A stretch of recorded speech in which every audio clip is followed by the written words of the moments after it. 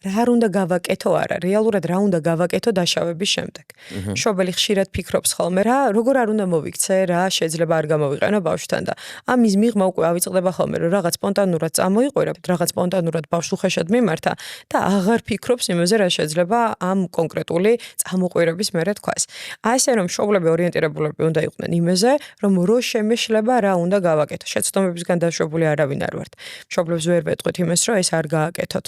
რეკომენდაციის სახით შეიძლება მივაწოდოთ, მაგრამ ჩვენ ხო ვიცით, რომ ეს მაინც გაიპარება სადღაც აუცილებლად. აქედან გამომდინარე, მაგალითად ეს ფრაზები ძალიან კარგად ახსენე რეალურად. თუ მშობელმა ბავშვს მიმართა შემდეგი დამაკნინებელი ფრაზი და შენი და ისე კარგად სწავლობს და შენ კარგად არ სწავლობ. მომხდარი ფაქტია უკვე ძალიან ცუდი ფრაზაა რეალურად, როდესაც ბავშვს უკვე ეუბნები, რომ შენი და შენი კონკურენტია და ან უნდა გაეჯიფრო, ან შეიძლება საყვარელი შვილი არ იყო. ასე შეიძლება იფიქროს ბავშვმა.